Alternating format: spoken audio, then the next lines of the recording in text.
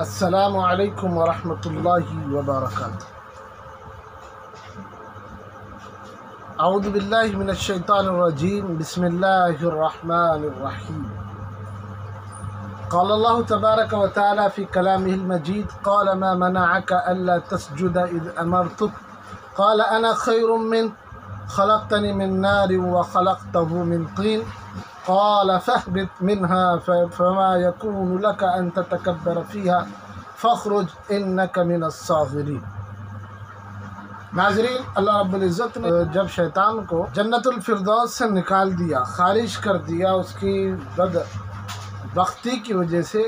اللہ رب العزت کی نافرمانی کی وجہ سے، اس لیے کہ اس نے آدم علیہ السلام کو سجدہ نہیں کیا تھا، اس کے بعد اللہ رب العزت کی اور شیطان کی جو گفتگو ہوئی، جو مکالمہ ہوا، اس کا ذکر اس آیت کریمہ میں ہے۔ اس کا ترجمہ ہے، اللہ تعالیٰ نے فرمایا کہ ابلیس، تجھ کو سجدہ کرنے سے کس نے منع کیا جبکہ میں نے خود تجھے حکم دیا؟ ابلیس نے کہا میں اس آدم سے بہتر ہوں، تو نے مجھ کو آگ سے پیدا کیا اور اس کو مٹی سے پیدا کیا۔ تو اللہ رب العزت نے کہا یہاں سے نیچے اتر جا، تجھ کو کوئی حق نہیں کہ تو یہاں تکبر کرے، بس تو نکل جا، بے شک ذلیلوں میں تیرا شمار ہے۔ تو وہ کہنے لگا مجھ کو قیامت کے دن تک مہلت دیجیے، جس دن لوگ قبروں سے اٹھائے جائے گے۔ تو اللہ تعالیٰ نے فرمایا تجھ کو مہلت دی گئی، تو کہنے لگا جیسے آپ نے مجھے گمراہ کیا ہے تو میں بھی یقیناً ان کی رہزنی کی طاق میں تیری سیدھی راہ پر بیٹھ جاؤں گا، پھر میں یقیناً ہر طرف سے ان پر حملہ کرتا رہوں گا، ان کے آگے سے بھی اور ان کے پیچھے سے بھی اور ان کے دائیں جانب سے بھی اور ان کے بائیں جانب سے بھی۔ آپ ان میں سے اکثروں کو شکر گزار نہیں پائے گے۔ ناظرین، کائنات میں اللہ کے نزدیک سب سے پسندیدہ چیز اس کی معبودیت اور مخلوق کی عبادت اور اطاعت ہے، اور سب سے ناپسندیدہ اور ناگوار چیز عبادت میں اس کا ہمسر اور اس کا شریک ہونا ہے، اور مخلوق کی طرف سے اس کی نافرمانی اور سرکشی ہے۔ اور اللہ کی مخلوق میں سب سے پہلا نافرمان ابلیس لعین ہے، اسی سے حکم خدا کی نافرمانی کی ابتدا ہوئی، اور اس کی نافرمانی کا سبب آدم علیہ السلام کو حکم خدا کے مطابق سجدے کا مسئلہ بنا تھا کہ اس نے آدم علیہ السلام کو سجدہ نہیں کیا تھا۔ اس لیے مخلوق میں سب سے بڑی دشمنی شیطان کو بنی آدم سے ہے، انسانوں سے۔ اسی کو اللہ تبارک و تعالیٰ نے سورہ یوسف آیت نمبر 5 میں ان الشیطان للانسان عدو مبین سے ارشاد فرمایا کہ بے شک شیطان انسان کا کھلا ہوا دشمن ہے۔ اللہ رب العزت نے انسان کو مٹی سے پیدا فرمایا اور ابلیس کو آگ سے پیدا فرمایا،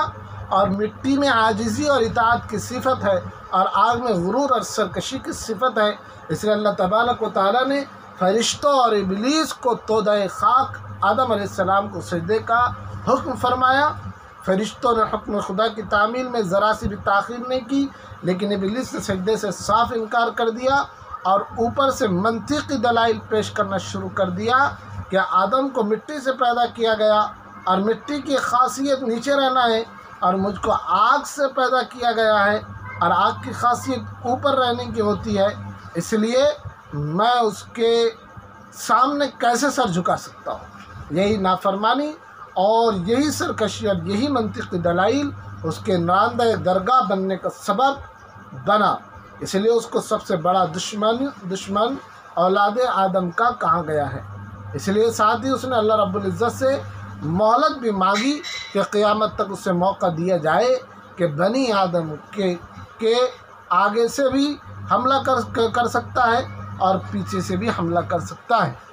دائیں اور بائیں جانب سے بھی حملہ کر سکتا ہے، اور اس کی آخری کوشش یہی ہے کہ انسانوں کو اپنے جیسا سرکش اور نافرمانی کا شکار بنا دے۔ اس لیے انسان کو ہر وقت شیطان کے مکر و فریب سے بچنے کے اسباب فراہم کرنا چاہیے، کسی بھی وقت غفلت میں نہیں رہنا چاہیے۔ ناظرین، ہم آج اسی پر اکتفا کرتے ہیں اور آگے